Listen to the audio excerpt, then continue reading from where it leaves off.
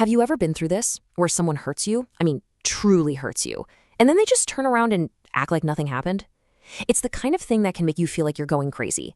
Well, there's a deep psychological reason for it, rooted in the work of Carl Jung. And believe it or not, their bizarre, infuriating behavior, it's not really about you at all. It's about a war going on inside of them. So let's get into what that really means. So let's just ask the question head on. Why? Why do they hurt you and then act like nothing happened? I mean, how can a person just switch off like that? It is baffling, it's maddening, and it feels incredibly cruel. But the answer you'll see isn't something you did. It's buried deep inside their own mind. And this really says it all, doesn't it? That cold indifference. It's a special kind of pain because it doesn't just hurt you, it completely invalidates you. It erases your shared reality and leaves you holding all of the grief, all of the confusion, while they just move on. It is a profoundly lonely place to be. Okay, so to understand this behavior, you have to picture them living inside a kind of psychological fortress. It's this complex structure of defenses their mind has built to shield them from a very difficult truth. The truth of what they did. And this fortress has two main walls we need to look at: the ego and what Jung called the persona, or the mask. First up is the ego. Now, think of the ego as the main character in the movie of their life. And its number one job, its only job really, is to make sure that character is always the hero, the good guy. So when they do something, like hurting you, that completely contradicts that heroic story, oh, the ego goes into crisis mode. It treats that truth like a mortal threat. And to fight that threat, the ego deploys its defense mechanisms. And you have to get this. These aren't conscious lies. They are automatic, unconscious survival tactics. Denial just completely erases the event from their memory. Rationalization invents a whole new story where what they did was totally justified. Minimizing shrinks the harm down to nothing. It wasn't a big deal. And of course, blame shifting, which makes you the problem for being too sensitive or misunderstanding. It all happens in a flash to protect our self-image as a good person. Then you've got the second layer of the fortress, the persona. Jung said this is the social mask we all wear to fit in. For the person who hurt you, their mask is probably one of being a good person, a loyal friend, a caring partner.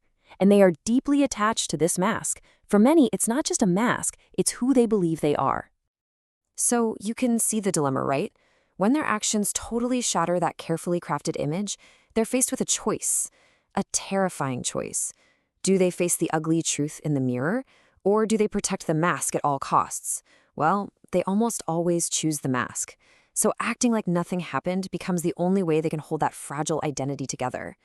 But keeping that mask on, it comes at a huge psychological cost. All right, so we've seen the fortress walls, the ego and the mask.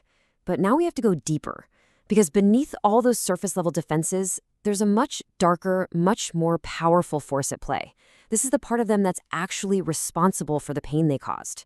We're going inside, the shadow. So what is the shadow? Jung had this brilliant way of describing it.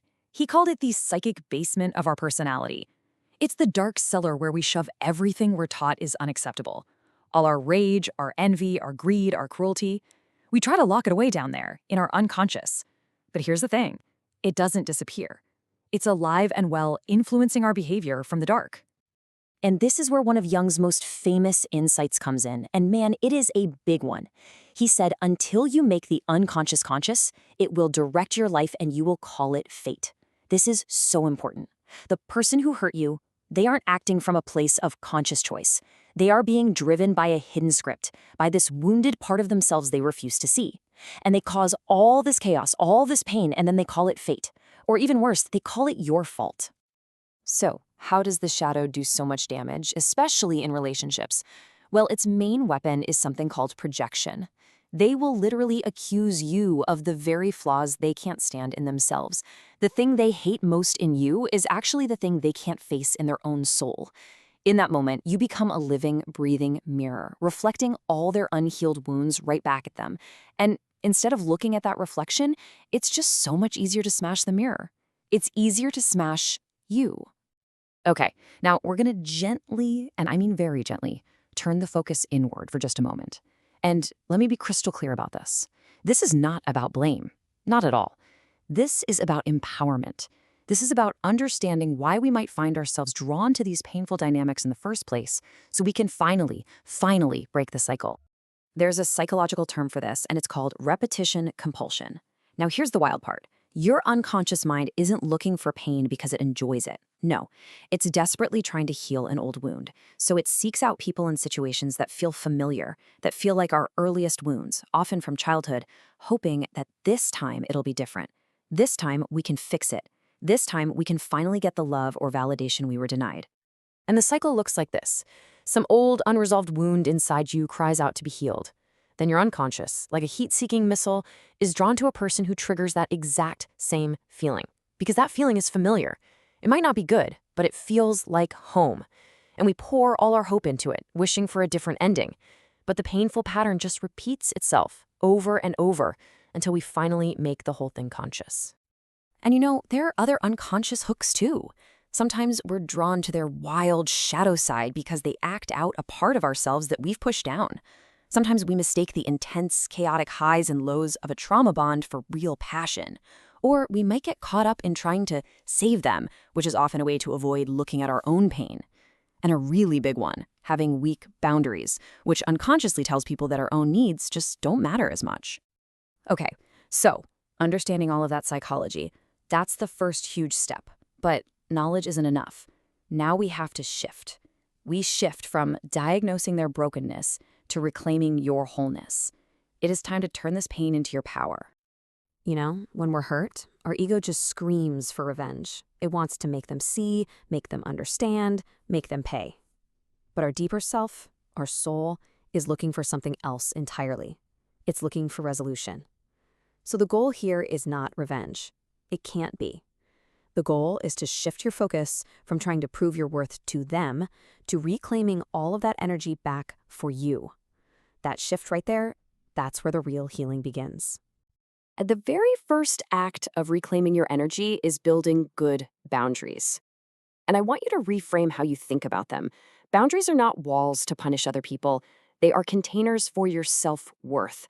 A boundary is a sacred declaration to yourself and to the world that your peace of mind is absolutely non-negotiable. Now let's talk about real forgiveness, because it's not some magic switch you flip. It's a journey. It starts with defending yourself, getting space, getting distance. Then it means honoring your anger. Your anger is a valid, healthy signal that you were devalued. Then you can move to understanding their brokenness, not to excuse what they did, but to see it for what it is. And finally, you forgive, not for them, never for them. You do it to free yourself. And please, if you hear nothing else, hear this. This is a critical point. Forgiveness does not mean you have to reconnect with them. It does not require you to let them back into your life. Reconnection is a privilege, not a right. And it's a privilege they have to earn back, if you even decide you want them to. Your safety and your peace come first, always. The poet Rumi wrote this, and it has the power to completely reframe this entire experience. That pain you went through, it wasn't for nothing. That betrayal, that dismissal, it broke you open. It shattered old illusions that were maybe keeping you small. That wound is not a mark of shame. It's a portal. It's the very place the light can finally get in. So the final question isn't about them anymore. It's not. It's about you. This experience has created a wound, yes, but a wound is also an opening. So the real question is, how will you let the light in? How will you use this to become wiser instead of just wounded, more whole instead of just broken? Because here is the ultimate truth. We search for closure from other people, but they can't give it to us. Your healing is the closure. It is the one thing they can never, ever take away from you. It is your power. And it begins right now.